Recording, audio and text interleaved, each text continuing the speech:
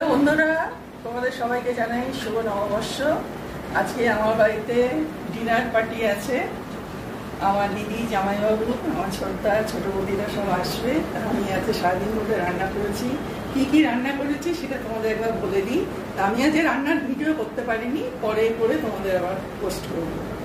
বলছি, এবার শোনো। এটা হচ্ছে চিংড়ি মাছের মালাইকারি, এটা হচ্ছে শুক্তো, এটা হচ্ছে পেঁপের চাটনি, এটা হচ্ছে মৌরলা মাছের ঝাল চচ্চড়ি, এটা হচ্ছে মাটন,